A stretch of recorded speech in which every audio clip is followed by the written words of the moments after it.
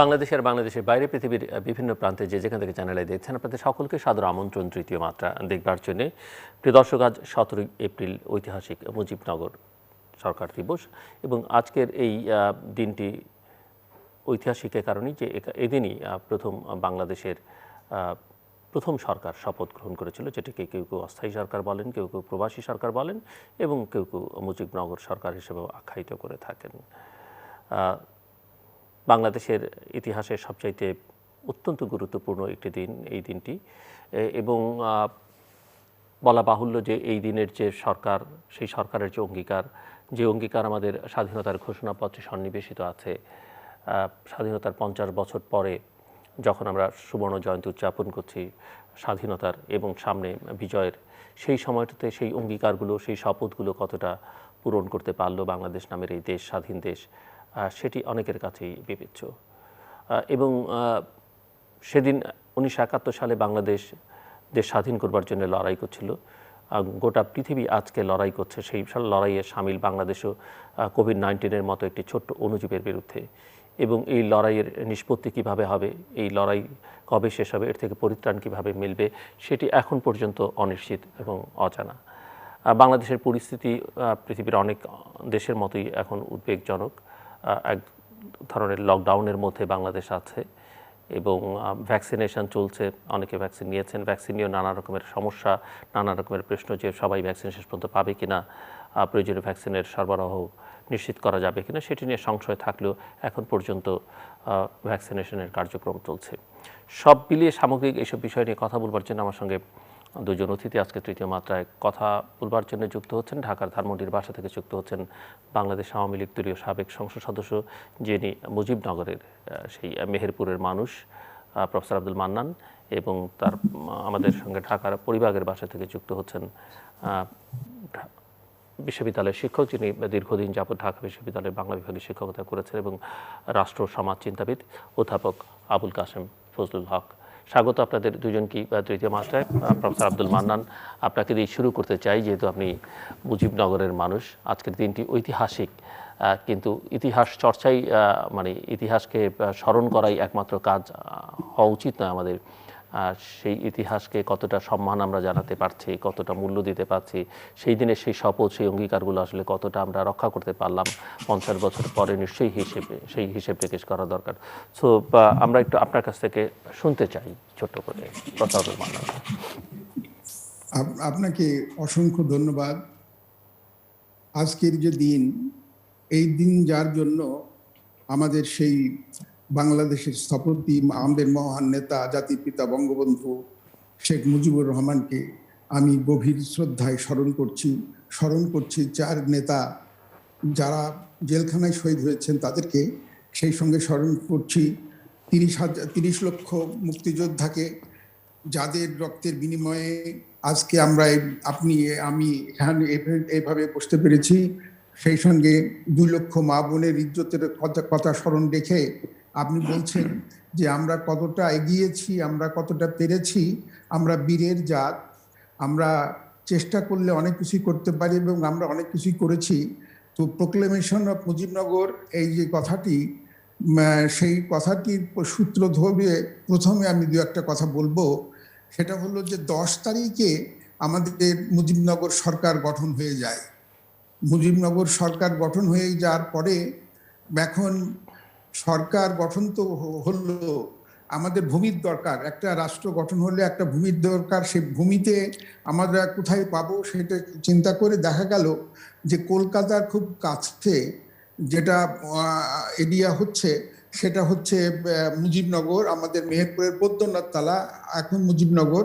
সেই মুজিবনগরে আমরা আমাদের সিদ্ধান্ত হয়েছিল, তখনকার যারা রাষ্ট্রীয় পরিচালনায় ছিলেন এবং আমাদের বন্ধু ভারতবর্ষ, এদের করে সেই বৈদ্যনাথ তলা মুজিবনগর নাম ঘোষণা করে বঙ্গবন্ধুকে রাষ্ট্রপতি এবং সৈয়দ নজরুল ইসলামকে ভারপ্রাপ্ত রাষ্ট্রপতি করে তাজউদ্দিন সাহেবকে তাজউদ্দিন সাহেবকে প্রধানমন্ত্রী করে যে সরকার গঠন করা হয়েছিল, সেজন্য আমরা মুজিবনগরবাসী দেশবাসীকে এবং পৃথিবীর যেখানে যেখানে বাঙালি রয়েছে তাদের সকলকে সম্মান দিচ্ছি, কুর্নিশ করছি এই কারণে যে আমরা সেদিন থেকে খ্যাতিমান হয়ে গেলাম। কারণ আমাদের বৈদ্যনাথতলা একটি বড় বাগান, 900 বিঘার একটা বাগান মাত্র ছিল, কিন্তু মুজিবনগর তো আর ছিল না, সেই সময় থেকে মুজিবনগর হয়ে গেল। এবং আমরা সেই সরকার মুজিবনগরের এখন যে কমপ্লেক্স করা হচ্ছে সেই কমপ্লেক্সে শপথ গ্রহণ করার পরে আমরা চলে যাই, আবার কলকাতায় ফিরে যাই থিয়েটার রোডে। সেখানে বাংলাদেশ গভর্নমেন্ট কার্য চলছিল। সেই কাজের সঙ্গে আমরা সেখানে আমরা গিয়ে আমাদের আমরা স্বীকৃতি লাভ করি এবং আমরা তখন মুক্তিযুদ্ধে ধীরে ধীরে আমরা মুক্তিযুদ্ধের গেরিলা যুদ্ধ থেকে আরম্ভ করি মুক্তিযুদ্ধে ঝাঁপিয়ে পড়ি। এখন প্রোক্লেমেশন অফ মুজিবনগর, এইটা একটা প্রোক্লেমেশন।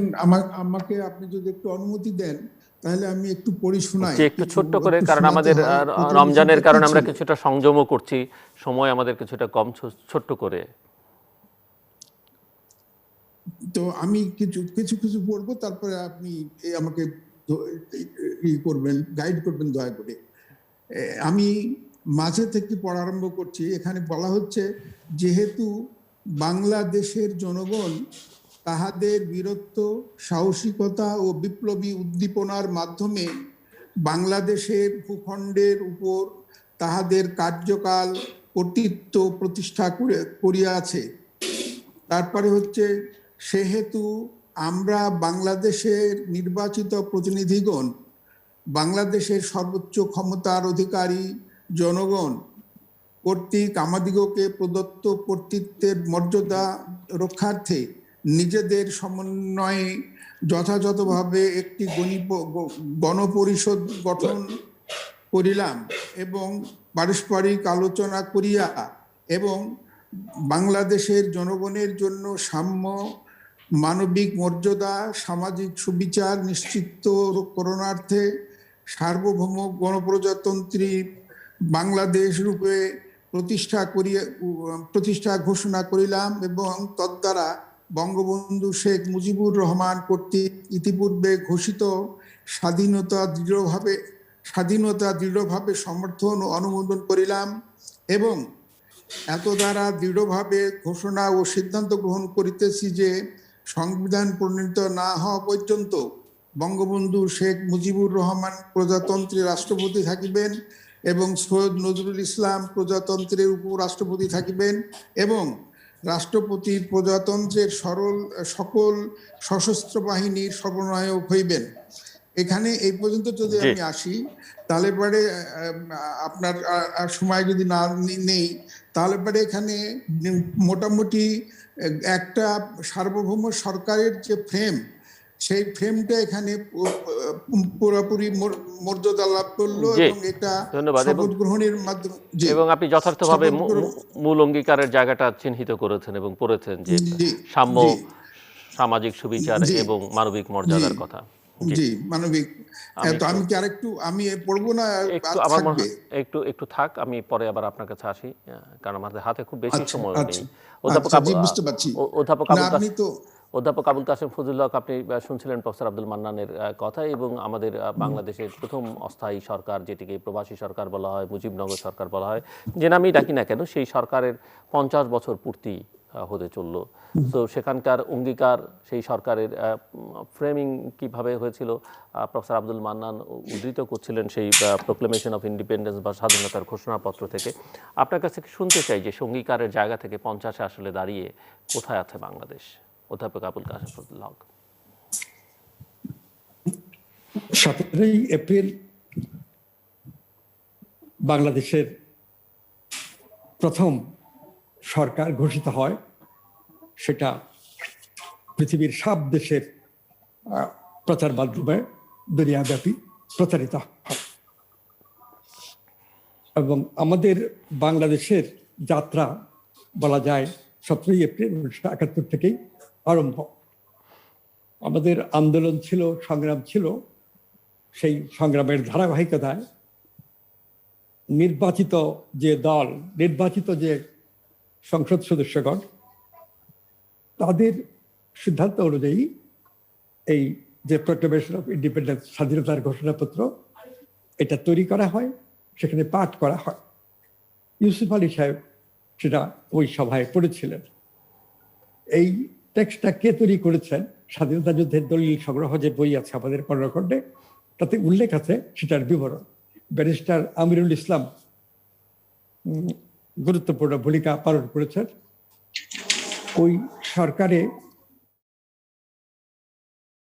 তাজউদ্দিন সাহেব ছিলেন প্রধানমন্ত্রী, ভারপ্রাপ্ত রাষ্ট্রপতি ছিলেন সৈয়দ নজরুল ইসলাম, আর আমাদের যিনি মূল নেতা বঙ্গবন্ধু শেখ মুজিবুর রহমান, তার নাম ছিল সভাপতির পদে। কিন্তু যেহেতু তিনি অনুপস্থিত, সেজন্য সৈয়দ নজরুল ইসলাম ভারপ্রাপ্ত সভাপতি হিসেবে এই সময়টাতে কাজ করেছেন। একেবারে 10ই জানুয়ারি ঢাকায় বঙ্গবন্ধু ফিরে আসার আগে পর্যন্ত এই পুরা সময়টাতে এরাই ছিলেন বাংলাদেশের সরকার। বঙ্গবন্ধু রাষ্ট্রপতি, সৈয়দ নজরুল ইসলাম উপরাষ্ট্রপতি এবং ভারপ্রাপ্ত রাষ্ট্রপতি, বঙ্গবন্ধুর অনুপস্থিতিতে তাজউদ্দিন আহমদ প্রধানমন্ত্রী, তারপর মোস্তাক আহমদ ছিলেন, খন্দকার মোস্তাক আহমদ ছিলেন পররাষ্ট্রমন্ত্রী, যিনি পরবর্তীকালে অনেক জঘন্য অপরাধ, রাজনৈতিক অপরাধ করেছেন। এই যে হত্যাকাণ্ড, বঙ্গবন্ধুর সপরিবারে, ফজলুল হক মনি সপরিবারে, আব্দুর রব সরনিয়াবাদ সপরিবারে, অর্থাৎ 3টা পরিবারের 60 জনের বেশি লোক নিহত হয়েছিল। এই সমস্ত কর্মকাণ্ডের পেছনে সেই সময়ের যে পররাষ্ট্রমন্ত্রী খন্দকার মোস্তাক, তিনি এর ছিলেন প্রধান ব্যক্তি। চক্রান্তের সঙ্গে আরো অনেকে হয়তো কিভাবে ঘটনাগুলো ঘটেছে এবং তার প্রভাব বাংলাদেশের ভিতরে, ভারতে প্রবাসী সরকার সেই ভারতে এবং পৃথিবীর অন্যান্য দেশে প্রভাব বিস্তার করেছে, এটা দেখতে হবে। আমরা এই জিনিসটা লক্ষ্য করি যে বঙ্গবন্ধুর নেতৃত্বে ঘটনা খুব যৌক্তিক শৃঙ্খলার মধ্য দিয়ে অগ্রসর হয়েছে। রাজনীতিতে ঘটনা অনেক ঘটবে, অনেক ঘটেছে, কিন্তু একটা রাজনৈতিক নেতৃত্ব দিতে গেলে লক্ষ্য করতে হয় ঠিক কোন সময়টাতে কোন কাজটা করতে হবে। সেই দিক বিবেচনা করেই এগিয়েছে। আমরা 6 দফা আন্দোলনের কথা ধরি, সেই সময় থেকে পরবর্তী প্রত্যেকটা একটা চেইন অফ ইভেন্টস এই হিসেবে ঘটেছে। তো 17ই এপ্রিল যে সরকার গঠিত হয়েছে, সেই সরকার কিভাবে কাজ করেছে, এই সব বিষয় আমাদের দেশবাসী সকলেরই জানা উচিত, বাইরের দুনিয়াকেও যতটা জানানো দরকার ততটা জানানো উচিত। এটা অত্যন্ত প্রশস্ত দৃষ্টি নিয়ে দেখা উচিত। তো সেদিক থেকে লক্ষ্য করলে এটা আমাদের বুঝতে হবে যে 25শে মার্চ দিবাগত রাতে একটা সর্বাত্মক মিলিটারি অপারেশন ঢাকা শহরে হয়। তাতে বহু লোককে হত্যা করে, ঢাকা বিশ্ববিদ্যালয়ের ছাত্র, বেশ কয়েকজন শিক্ষক, তাছাড়াও সমাজের বিভিন্ন স্তরের বহু লোককে হত্যা করে। সেই অবস্থায় বঙ্গবন্ধু নিজের বাড়িতেই থাকলেন, তিনি নিজের বাড়ি থেকে বাইরে যেতে চাইলেন না। কিন্তু তাও তাজউদ্দিন আহমদ এবং আওয়ামী লীগের প্রায় সব নেতা বাধ্য হয়েছেন যে এইরকম সামরিক আক্রমণের মধ্যে দেশের বাইরে প্রতিবেশী রাষ্ট্রে গিয়ে যদি সরকার গঠন করে কাজ করা যায়, তাহলে আমাদের সেই সরকারের দ্বারা বাংলাদেশ। অধ্যাপক আবুল কাশেম ফজলুল হক, যদি আপনি জাস্ট ছোট্ট করে আমাকে বলেন, আমি আবার পরে আপনার কাছে আসবো, যে সেই যে অঙ্গীকার, সেই অঙ্গীকারগুলো যেটি প্রফেসর আব্দুল মান্নান উল্লেখ করলেন, সেই বিবেচনায় বাংলাদেশ আজকে কোথায় দাঁড়িয়ে আছে?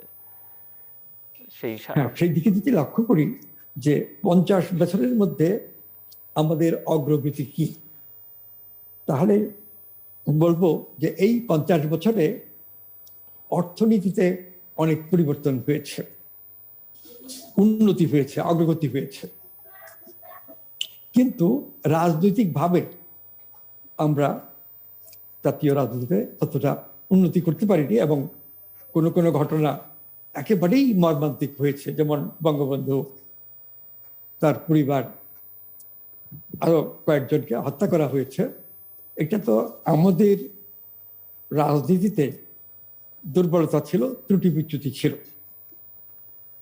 এই দুর্বলতা এবং ত্রুটি বিচ্যুতি বুঝতে হবে এবং সেই ত্রুটি এবং বিচ্যুতি থেকে আমাদের মুক্ত হতে হবে, রাজনীতির স্ট্যান্ডার্ড উন্নত করা। কিন্তু আমি বলবো যে রাজনৈতিকভাবে আমরা উপরের দিকে না গিয়ে নিচের দিকে গিয়েছি। ওকে, আমাদের অঙ্গীকার ছিল গণতন্ত্র, গণতন্ত্রের প্রতি কোনো অগ্রগতি হয়নি। আমাদের অঙ্গীকার ছিল সমাজতন্ত্র, সমাজতন্ত্রের দিকে কোনো অগ্রগতি হয়নি। আমাদের ঘোষণা ছিল ধর্মনিরপেক্ষতা, ধর্মনিরপেক্ষতার দিকে কোনো অগ্রগতি হয়নি, বরং অনেকটা পতন হয়েছে। রাষ্ট্রধর্ম ইসলাম যুক্ত হয়েছে। এইটা শুধু হোসেন মাহমুদের সাদের আমলে এটা হয়েছে, সেজন্য ওই সরকারকে দায়ী করলেই চলবে না। যতগুলো রাজনৈতিক দল রাজনীতির মাঠে তখন সক্রিয় ছিল, সবারই ব্যর্থতা আছে। সেই জন্যই হোসেন মাহমুদের সব এই রাষ্ট্রধর্ম ইসলাম। আমি আবার আসছি আপনার কাছে। তারপরে বাঙালি জাতীয়তাবাদ, এইখানেও আমরা লক্ষ্য করি যে আমাদের জাতি রাষ্ট্র গড়ে তোলা জাতীয়তাবাদের একটা রাষ্ট্র গড়ে উঠেছে। আমরা জাতিসংঘের সদস্যপদ আছি, তারপরে আমাদের জাতীয় পতাকা আছে, জাতীয় সঙ্গীত আছে। কিন্তু এইটাও মনে রাখতে হবে যে জাতিসংঘের সদস্য তো আফগানিস্তানও আছে, ইরাকও আছে, লিবিয়াও আছে। কিন্তু ইরাক, লিবিয়া, আফগানিস্তান এগুলি কি এখন স্বাধীন রাষ্ট্র হিসেবে আছে? এরকম অনেক ঘটনা। অধ্যাপক হক, আপনি আমাদের সঙ্গে থাকুন। আমি আপনার সঙ্গে আবার কথা বলবো, আপনি থাকুন আমাদের সঙ্গে। প্রফেসর আব্দুল মান্নান, প্রফেসর আব্দুল মান্নান শুনতে পাচ্ছেন? জি, আমি শুনতে পাচ্ছি, ভালোভাবে শুনতে পাচ্ছি। বলুন, আপনি কি বলতে চাচ্ছিলেন বলুন। না, আপনি বলছিলেন যে আপনি আপনার কথা বলেননি একটু আগে, বারবার বলছিলেন যে আপনি আপনার কথা বলেননি, আপনি বইয়ের কথা বলেছেন। কারণ আমার কথা বলিনি, আমি বলেছি আমার সময় সীমিত। বইয়ের কথা বলেছি, আমি একজন প্রোক্লেমেশনের কথা। জি জি, আমি বঙ্গবন্ধুকে আবারও এই স্মরণে এনে এবং তার পরিবারের সবাইকে শেষ করে দেওয়া দুজন ছাড়া এই সমস্তগুলোকে এখন যদি আমি টেনে আনি তাহলে পরে অনেক কথা বলতে হবে। কিন্তু আমরা গর্ববোধ করছি আজকের দিনের জন্য যে আমরা মেহেরপুরবাসী, বৈদ্যনাথতলাবাসী, সর্বোপরি বাংলাদেশের একটি জায়গা মুজিবনগর আমরা প্রতিষ্ঠা করতে পেরেছিলাম এবং তাকে কেন্দ্র করে আমরা মহান মুক্তিযুদ্ধে অংশগ্রহণ করেছিলাম। সেই অংশগ্রহণের ক্ষেত্রে আমাদের যে মিত্র ছিল, সেই মিত্র ছিল ভারতবর্ষ। এবং আমি বারবার, আপনি দয়া করে আমাকে এখানে আসার সুযোগ দেন এই 17ই এপ্রিল মুজিবনগর দিবসে, তখন আমি সবসময় বলে যাচ্ছি যে আমাদের কিভাবে আমরা সেই মুজিবনগর দিবসের কিভাবে অনুষ্ঠান হলো, কত সকালে হলো সেদিন।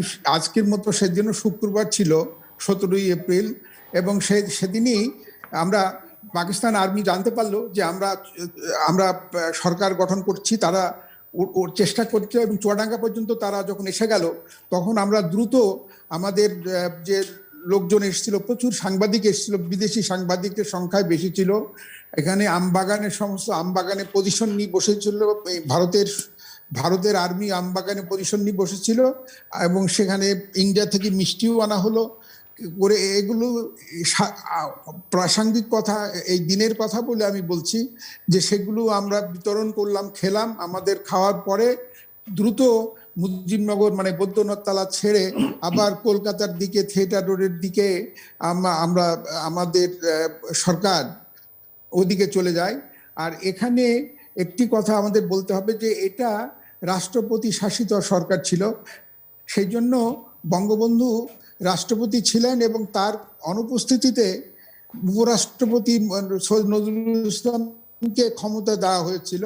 এটা হওয়ার পরেই আমাদের প্রথম স্বীকৃতি আমরা ভুটানের কাছ থেকে আমরা প্রথম স্বীকৃতি লাভ করি, তারপরে ভারতবর্ষ দেয়।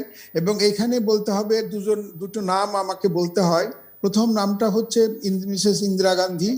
তিনি সংসদে এই প্রস্তাবটা নিয়ে আসেন আনলেবারে প্রণব মুখার্জি প্রয়াত ভারতের সাবেক রাষ্ট্রপতি, তিনি এরপরে একটি নাতি দীর্ঘ বক্তৃতা করেন এবং বক্তৃতা করার পরেই ভারতবর্ষ বাংলাদেশকে স্বাধীন সার্বভৌম বাংলাদেশ হিসাবে ভারতবর্ষ আমাদেরকে স্বীকৃতি দিয়ে দিল। এবং তখন আমাদের মনে একটা জোর এলো এবং আমাদের মানুষ তখন ধীরে ধীরে ক্যাম্পের দিকে বাংলাদেশ ছেড়ে ভারতবর্ষের দিকে চলে যেতে লাগলো। এবং আপনি জানেন যে 1 কোটি লোক ভারতবর্ষে আমরা আশ্রয় নিয়েছিলাম এবং ভারতবর্ষের মাটির থেকে আমরা সবসময় যুদ্ধ করিনি, আমাদের ভূমিতে আমাদের মাটির থেকে আমরা গেরিলা ওয়ারফেয়ারে আমরা চলে আসলাম। এবং এইখানে আমি যে পাঠ করলাম প্রোক্লেমেশন, সেখানে যে সব কথা অঙ্গীকারগুলো ছিল, যে অঙ্গীকারের কথা আপনি ডক্টর ফজলুল হককে জিজ্ঞেস করেছেন, সেই অঙ্গীকার আমরা কতটা করতে পেরেছি সে কথা আপনি জিজ্ঞাসা করেছেন। আপনার এই মহানুভবতার জন্য আমি খুশি হচ্ছি, কারণ আমরা সব যে পেরেছি তা পারিনি। তবে গণতন্ত্রের চর্চা, উনি ফজলুল হক সাহেব বলেছেন, গণতন্ত্রের চর্চাটা ঠিক আমাদের যেটা হওয়ার কথা ছিল সেটা হয়নি, কারণ হওয়ার আগেই এই রাষ্ট্রের যিনি স্থপতি বঙ্গবন্ধু শেখ মুজিবুর রহমানকে হত্যা করা হলো তার পরিবারকে নিয়ে। এবং উনি বলেছেন আরো যারা শেখ নেওয়াজ সাহেব ছিলেন, শেখ মুনি সাহেব ছিলেন, এদের পরিবারকেও শেষ করা হলো। ফলে এই গণতন্ত্রের ইয়েতে 15ই আগস্টেই 75 সালের 15ই আগস্টেই এই গণতন্ত্রকে এখানে হত্যা করে দেওয়া হলো। ফলে আমরা গুছিয়ে ওঠার আগেই, বঙ্গবন্ধু গুছিয়ে ওঠার আগেই এই জিনিসটা শেষ হয়ে গেল এবং শাসনটা, গণতন্ত্রটা আর চর্চা হলো না, এটা চলে গেল আর্মি এবং আর্মি শাসিত আর্মিদের সহযাত্রী বা আর্মিদের সাথী লোকেরা এই দেশকে নতুন নতুন দল সৃষ্টি করে এই দেশকে শাসন করার চেষ্টা করলো। সেই জন্য আমাদের যে স্বাদ ছিল, বঙ্গবন্ধুর যে স্বপ্ন ছিল সোনার বাংলা, যে সোনার বাংলা গড়ার জন্য মাননীয় প্রধানমন্ত্রী জননেত্রী শেখ হাসিনা চেষ্টা করে যাচ্ছেন এবং তিনি অনেকটা অগ্রসর হয়েছেন। এবং আমরা আপনি এর প্রসঙ্গে বলেছেন, যারা একটা ছোট মুক্তিযুদ্ধ চলছে করোনা ভাইরাস, সেই করোনা ভাইরাস আবার কিছুটা আমাদেরকে পিছিয়ে দিচ্ছে, অবশ্যই পৃথিবীময়ই এটা চলছে। এখন আমরা গণতন্ত্রের কথা চেষ্টা করলেও আমাদের এই করোনা ভাইরাস নিয়ে আমাদের কথা বলতে হচ্ছে এবং কাজ করতে হচ্ছে, এবং আমাদের মানুষ এই নিয়ে, পৃথিবীর মানুষের সাথে এই নিয়েই আমরা ব্যস্ত হয়ে পড়েছি।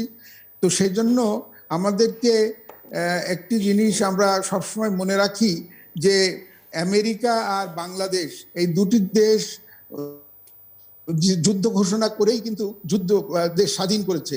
আমেরিকা প্রথমে করেছে আর আমরা দ্বিতীয়বার যুদ্ধ ঘোষণা করে আমরা এই দেশকে স্বাধীন করেছি। এদিক থেকে আমরা সফল, এবং আমাদের বীর মুক্তিযোদ্ধারা এবং ভারতের সাহায্য এবং ভারতের আর্মির যে সহযোগিতা, সেটাকে আমরা অবশ্যই এই মুহূর্তে স্মরণ করতে চাচ্ছি। অধ্যাপক আবুল কাশেম ফজলুল হক, আপনি শুনছিলেন প্রফেসর মান্নানের কথা। 17ই এপ্রিল যে ঘটনাগুলো ঘটেছিল তার 1 সপ্তাহ 2 সপ্তাহ আগে, এবং তার পরবর্তী যুদ্ধ চলছে যে 9 মাস, ওই সময়ের ঘটনা আমরা অনেক স্মরণ করতে পারি। আর এই যে 15 খণ্ডে মুক্তিযুদ্ধের বাংলাদেশের স্বাধীনতা আন্দোলনের দলিল সংগ্রহ, তাতেও আছে। এছাড়া বহুজনে লিখছেন, এই সব তথ্য খুব পাওয়া যাবে। আমাদের যেটা লক্ষ্য করা উচিত সেটা হলো যে 1971 সনে যে অবস্থা ছিল গোটা পৃথিবীব্যাপী, একদিকে ওয়াশিংটন, অন্যদিকে মস্কো, তাদের মধ্যে একটা তীব্র বিরোধ, এবং পৃথিবীর সব রাষ্ট্রই এই বিরোধের মধ্যে নানানভাবে যুক্ত ছিল, এবং এই বিরোধকে কেন্দ্র করে নিজেদের বাস্তবতা বুঝে কর্মসূচি নিয়ে কাজ করতে হতো। সেই দিক দিয়ে বাংলাদেশ ভারতের সহায়তা সবচেয়ে বেশি নিয়েছে, ভারতের সহায়তা সবচেয়ে বেশি পেয়েছে, এবং ভারতের সঙ্গে তখন সোভিয়েত ইউনিয়নের ঘনিষ্ঠ সম্পর্ক ছিল। সোভিয়েত ইউনিয়নও বাংলাদেশের জনগণের স্বাধীনতার সংগ্রাম সমর্থন করেছেন এবং নানাভাবে এই স্বাধীনতার সংগ্রামে তারা সব দিক দিয়ে সহায়ক। তিনবার ভেটো দিয়েছে সোভিয়েত ইউনিয়ন, তিনবার ভেটো দিয়েছে জাতিসংঘে। হ্যাঁ, জাতিসংঘেও সোভিয়েত ইউনিয়ন এক পক্ষে, মার্কিন যুক্তরাষ্ট্র অন্য পক্ষে। তার মধ্যে বাংলাদেশের এই স্বাধীনতা যুদ্ধের ব্যাপারটা আসছে।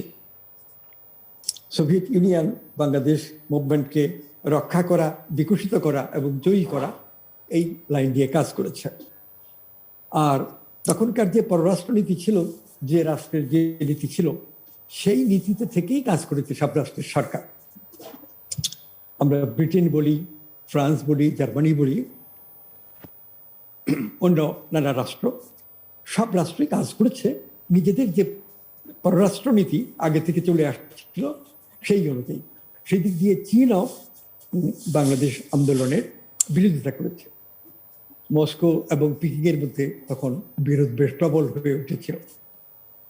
তো এই বাস্তবতার মধ্যে যে সরকার সেদিন ঘোষিত হলো, বঙ্গবন্ধু রাষ্ট্রপতি, উপরাষ্ট্রপতি সৈয়দ নজরুল ইসলাম, প্রধানমন্ত্রী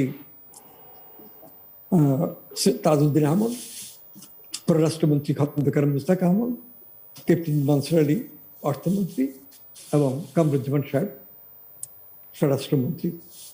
তো এই যে মন্ত্রী পরিষদ, জেনারেল ওসমানীকেও সেদিন প্রধান সেনাপতি হিসেবে ঘোষণা করা হয়। এই ঘটনাবলীর মধ্য দিয়ে আমাদের যে দীর্ঘদিন ধরে আকাঙ্ক্ষা ছিল জনমনে, আমাদের রাজনৈতিক নেতাদের, সেই আকাঙ্ক্ষার প্রগতিশীল দিকটা এই ঘটনার মধ্যে, স্বাধীনতার ঘটনার মধ্যে আছে। এবং রাষ্ট্রপতি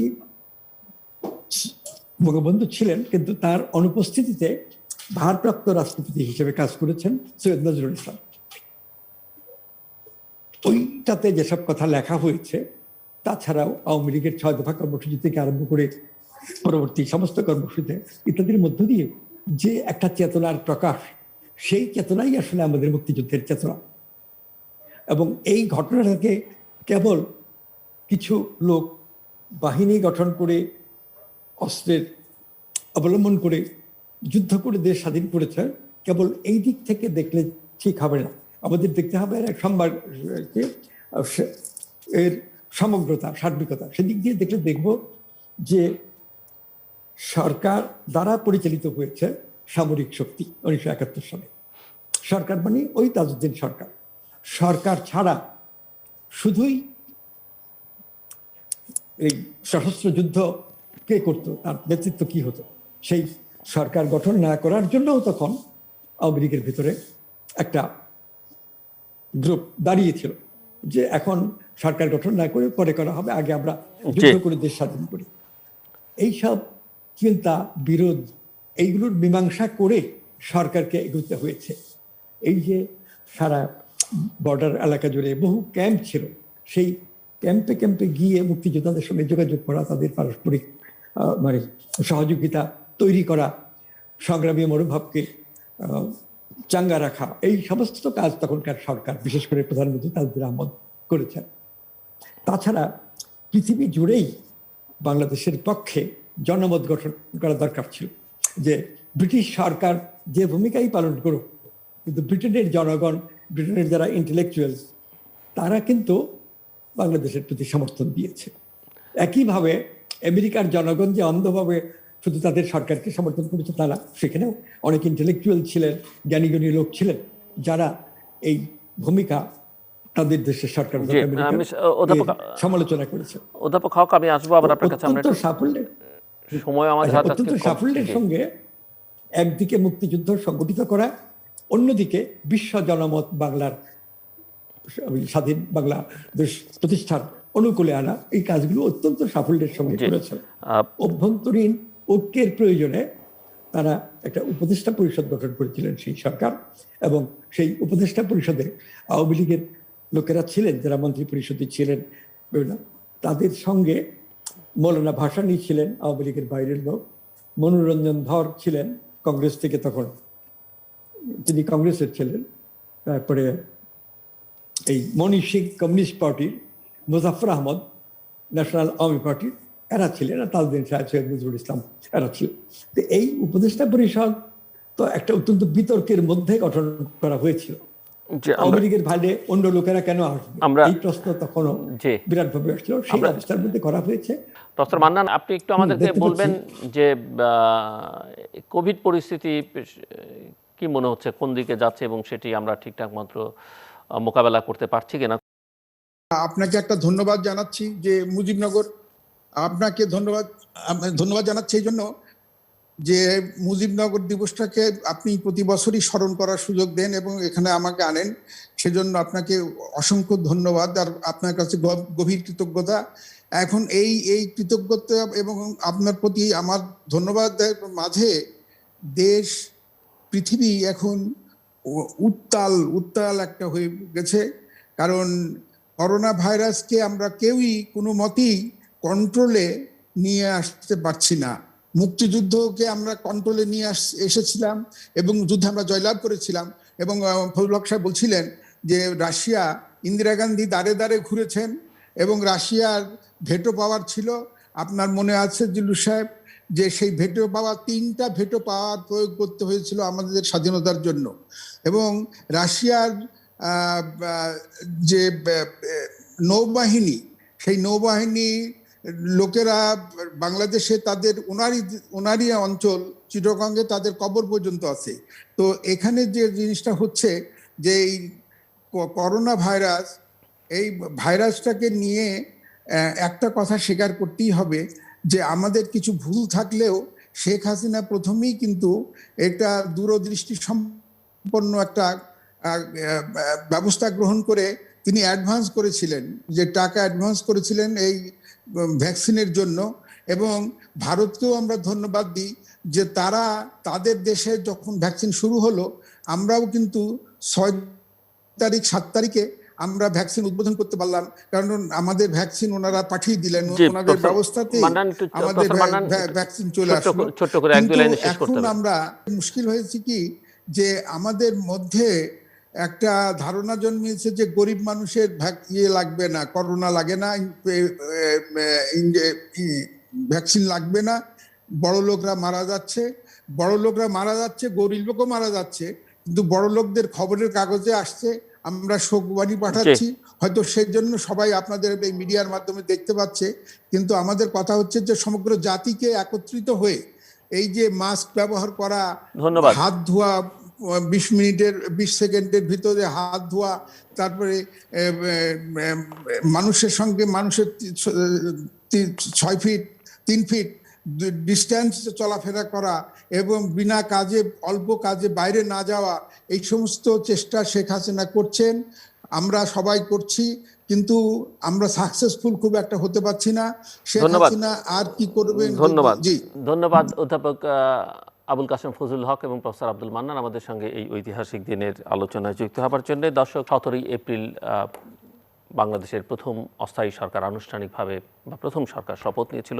সেই দিনটিকে স্মরণ করছিলাম আমরা, এবং সেই দিনে যারা সেই সরকার গঠনের সঙ্গে প্রত্যক্ষ এবং পরোক্ষভাবে যুক্ত ছিলেন তাদের সকলের প্রতি আমাদের শ্রদ্ধা, কৃতজ্ঞতা এবং ভালোবাসা। এবং অবশ্যই বাংলাদেশের স্বাধীনতার স্থপতি বঙ্গবন্ধু শেখ মুজিবুর রহমান, তার প্রতি আমাদের শ্রদ্ধা, ভালোবাসা এবং কৃতজ্ঞতা।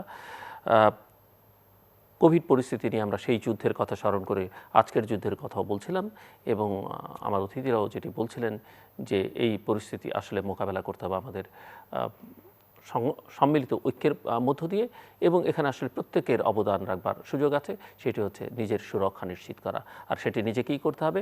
মাস্ক পরতে হবে, হাত ধুতে হবে, পারস্পরিক দূরত্ব বা শারীরিক দূরত্ব একে অন্যের থেকে বজায় রাখতে হবে, হাতটাকে নাক মুখ কান থেকে দূরে রাখতে হবে এবং ভ্যাকসিন নিতে হবে। এই হচ্ছে সমাধান। দর্শক, আমাদের সঙ্গে থাকবার জন্য অসংখ্য ধন্যবাদ। আপনাদের সবার জন্য শুভকামনা।